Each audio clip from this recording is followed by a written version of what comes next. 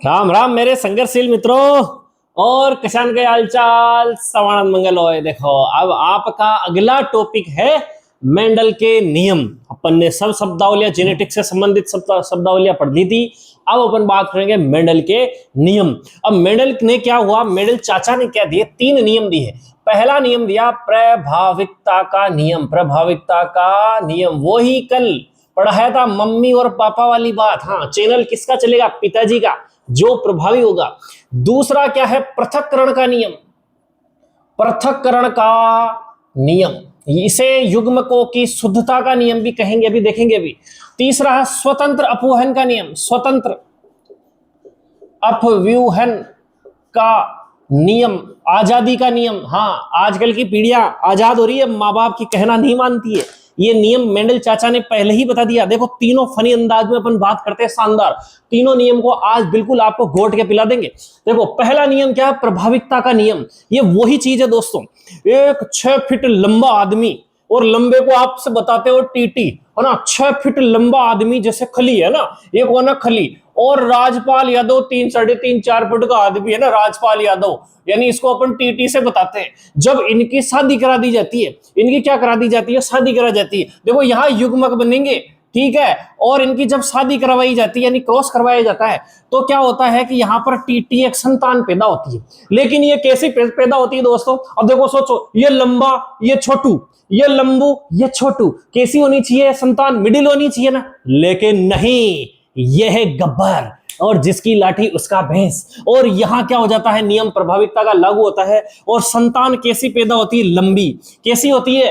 पिताजी जी वाली, क्योंकि चलती किसकी है? पिताजी की। यानी खली लंबा है, राजपाल को पटक पटक के मार देता है, और यहां पर लंबी संतान पैदा होती है। लंबी संतान पैदा होती है। और ये जो छोटू है, ये कहता साला अपनी कोई इज्जत ही नहीं है। ये कहता है साला, ये कहता है छोटू वाला कि कोई भगवान हो तो सुनो। साला बड़ा कहता अपने से भगवान है, और हमारा ही नियम चलेगा, हमारा ही कानून चलेगा। और संतान कैसी पैदा होती? लंबी। यानी यह है प्रभावी जिन, और यह है अप्रभावी जिन। तो पहली पीढ़ी के अंदर हमेशा प्रभावी जिन ही अपना प्रभाव प्रकट कर पाता है। यानी प्रभावी कौन है? यहाँ लंबेपन की जीन, लंबेपन का कारक ही प्रभावी होता है। लेकिन आप इसमें देखेंगे, आप इसके अंदर देखेंगे कि एक जीन किसका है इसके अंदर? हाँ, बड़े वाले का। और एक जीन किसका है? छोटे वाले का। यानी एक प्रभावी वाला जीन और दूसरा अप्रभावी वाला जीन है। अप्रभावी की मृत्यु नहीं हुई है यहाँ, लेकिन केवल इतना है कि इसने प्रभाव प्रकट नहीं किया।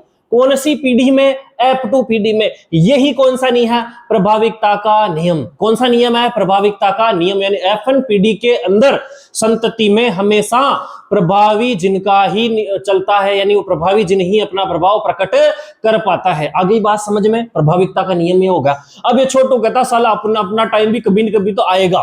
तो अब ये पृथक्करण का नियम, दूसरा नियम देखो, याद रखना होगा, याद करने वाली चीज। ये किस पर लागू हुआ? एकल संकर संकरण। एकल संकर संकरण यानी एक लक्षण का, एक लक्षण लंबेपन के लक्षण, एक लक्षण लिया अपन ने, एक लक्षण के आधार पर आपने क्या किया? एक संतति पैदा की। वो भी कौन सी? F1। सेकंड वाला नियम भी किस पर ही होगा? एकल संकर संकरण पर ही लागू होगा। लेकिन यहां F1 पीढ़ी, ये किस पर लागू होगा? F2 पीढ़ी पर। और ये बड़ा ही इंपॉर्टेंट एक प्रश्न आता, जोरदार भी बताएंगे। अब इसकी कहानी सुन लो। अब ये क्या हुआ? टीटी संतान पैदा हुई साहब। अब ये क्या हुआ? टीटी संतान। अब इस टीटी संतान ने अपने ही जैसी एक लड़की ढूंढ ली, ठीक है, अशुद्ध लंबा लंबा, है ना, अंदर तो खोखला है, मामला कल बताया था। हाँ, अब इनके जीन बने साहब, सॉरी इनके युग्मक बने। भाई युग्मक बने दोस्तों, तो ये दोनों ही क्या होंगे? युग्मक अलग अलग बनेंगे। अब देखो यहां एक बात है, पृथक्करण का नियम। पहले यहां चीज भी समझ में आती है कि जब F2 पीढ़ी में क्या होगा कि जब अपन इस F1 पीढ़ी के बीच में क्रॉस करवाएंगे इस, तो जब इनके युग्मक का निर्माण होगा तो आप देखेंगे कि ये कहीं मिलावट नहीं हुई। इतनी देर किसी पौधे में आपका लंबेपन का जीन भी रहा और छोटेपन का जीन भी रहा, लंबू और छोटू एक साथ रहे। लेकिन ऐसा नहीं कि एक दूसरे को इन्होंने क्या किया? मिक्स ओवरलैप कर दिया, उसके गुण उसमें चले गए, उसके गुण उसमें चले गए, ऐसा नहीं है। यानी छोटेपन के जीन में अपना जो गुण था वो बरकरार रहा लंबे समय तक, और जब इसको मौका मिला ये प्रकट हो गया है। यानी जब ये युग्मक बने दोस्तों, तो युग्मक के दौरान ये कैसे हो जाते हैं? अलग अलग हो जाते हैं। यही कौन सा नियम है? पृथक्करण का नियम। यहां पर भी जब युग्मक बनेंगे तो ये दोनों लक्षण अलग अलग हो जाएंगे, और ये अलग अलग लक्षण होके क्या करेंगे? देखो अपना प्रभाव प्रदर्शित किया।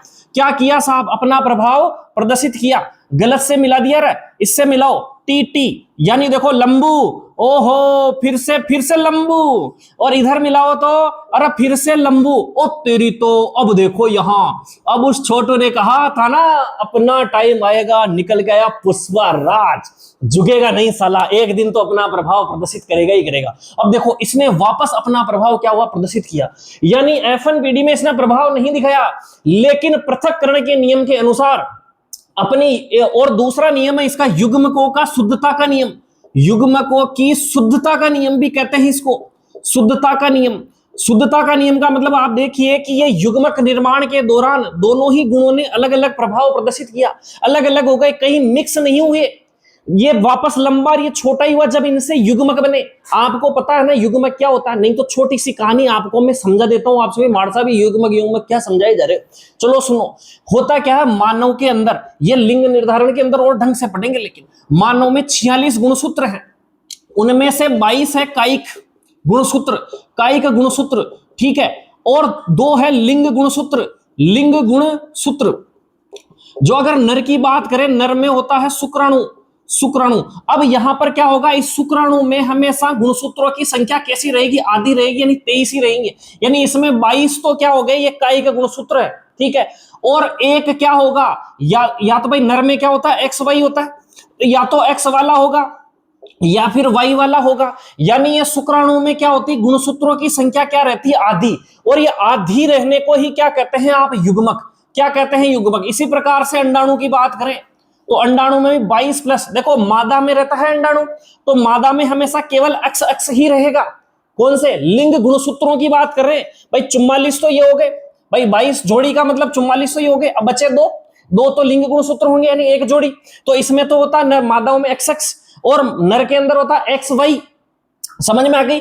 तो अब इनमें युग्मकों में गुणसूत्रों की संख्या कैसी रहती है, आधी, तो ठीक है ना। आधे अंडाणु कैसे बनेंगे, 22 प्लस एक्स वाले, और आधे अंडाणु 22 प्लस एक्स वाले, इस प्रकार से, यानी इनमें 23 गुणसूत्र होते हैं, यानी गुणसूत्रों की आधी संख्या ही क्या कहलाती है, युग्मक। अब देखो यहां पर टोटल 46 गुणसूत्रों को ये डिनोट कर रहा है डबल, यानी लेयर में 23 ये 23 ये। अब जब युग्मक बनेंगे तो अब ये देखो ये 23 और ये 23 गुणसूत्रों की अलग जिन बाहर निकल के आई बात समझ में, अब ये हो गए युग्मक। जब ये युग्मक बनते हैं तो युग्मक निर्माण के समय देखो ये अपना अलग अलग बिल्कुल पृथक हो जाते हैं, और किसी प्रकार से एक दूसरे युग्मक जो इतने दिनों तक मिक्स थे, ये एक दूसरे को अशुद्ध नहीं करते, अपने अपने गुण उनमें बरकरार रहते हैं, लंबेपन का तो लंबेपन का, और छोटेपन का तो छोटेपन का उनमें बरकरार रहता है, ठीक है। इस प्रकार से अब ये देखो छोटू ने भी अपना प्रभाव क्या कर दिया, प्रदर्शित कर दिया। इसे क्या कहते हैं, पृथक्करण का नियम कहते हैं। युग्मक जब बनते हैं वो अलग अलग होकर अपना प्रभाव प्रदर्शित करते हैं। आई बात समझ में। अब तीसरा नियम साहब, स्वतंत्र अपवयन का नियम।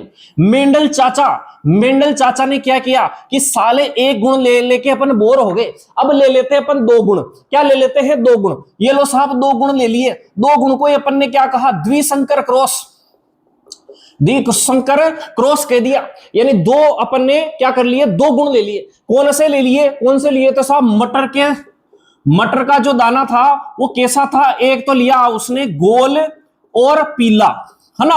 हमेशा क्या कहा, गोल की शादी है ना, गोल की शादी पीले से ही होगी। और दूसरा गरीब मटर लिया। कौन सा गरीब मटर, जुर्रीदार, और जुर्रीदार हरा।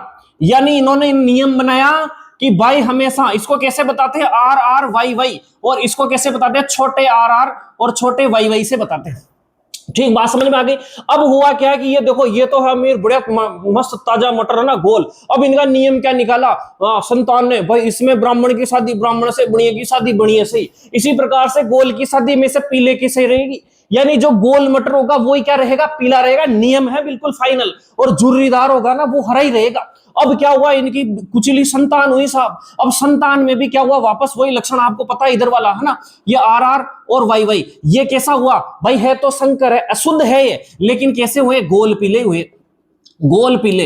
लेकिन अब ना नई पीढ़ी आई साहब, नई पीढ़ी आई ना, अब नई पीढ़ी आई ना, अब इन्हीं के बीच में संकर होता। देखो F1 F2 के अंदर भाई F1 के अंदर जो बनी थी उन्हीं के बीच संकर हुआ, यानी आर आर वाई है ना, वाई ओहो छोटू लिखो, हाँ, इस प्रकार से वाई वाई, और इनके बीच में इस प्रकार से क्या हुआ साहब, क्रॉस हुआ। क्या हुआ, क्रॉस हुआ। तो इनके बीच में क्रॉस हुआ तो 9 अनुपात 3:1 में कुछ लक्षण प्रकट किए। 9 जो थे यानी 9 संततियां जो पैदा हुई ना दोस्तों, वो कैसी हुई? गोल पीली हुई साहब। कैसी हुई? गोल पीली, यानी जो नियम कानून के अनुसार। और एक पीढ़ी जो पैदा हुई ना, वो कैसी हुई? जुर्रीदार और हरी पैदा हुई दोस्तों, यानी नियम कानून के अनुसार, यानी जाति जाति में शादी की। लेकिन यहां अगली पीढ़ी में कुछ ने बोला, देखो हमारा जीवन, हमारी लाइफ, नियम हमारे ही चलेंगे। हाँ, यहां नियम गए पुराने भाड़ में, हमें तो भाई साहब ये लड़की पसंद है तो इसी से हम शादी करेंगे। तो क्या किया? गोल, इधर कुछ ने क्या किया? गोल के साथ क्या आना चाहिए था? पीला, लेकिन कैसा आ गया? हरा। यानी गोल मटर ने क्या किया? हरी जैकेट पहन के घूम रहा है। पहले तो पीली जैकेट पहननी पड़ती थी गोल वाले को, अब ये क्या हुआ? जुर्रीदार। दूसरा क्या साहब? जुर्रीदार हमेशा किससे सेटिंग करता था? हरे के साथ। अब किससे कर ली? किसकी गाड़ी में बैठ के घूम रहा साहब? ये पीले की। और ना, यानी नियम कानून ने क्या कर दिया? तोड़ दिया। और क्या कर दिया? हम अपने आप से क्या है? स्वतंत्र है। यानी याद रखना, स्वतंत्र का नियम भी यही कहलाता है कि F2PD में आकर द्विसंकर क्रॉस के अंदर क्या होता है कि अपने अपने जो प्रभाव वो क्या करते हैं? बदल देते हैं। मतलब उनके जो क्या होता है? बदल बदल के उनमें संततियां पैदा हो जाती है। नई संततियां जो बनती है ना, वो भी इन्हीं गुणों के कारण ही बनती है। बात समझ में आई? तीनों गुण। अब बढ़िया तरीके से मैं इनको डेफिनेशन लिखा देता हूं, फिर और समझा दूंगा। देखो, एक पृथक्करण के नियम की बात आती है। पृथक्करण के नियम में आपने देखा कि यहाँ युग्मकों का जो शुद्धता का नियम है या जिन विनिमय वाली चीज भी आती है ना इसके अंदर, अभी लिखा दूंगा मैं, नोट्स लिखा दूं इसके। चलो,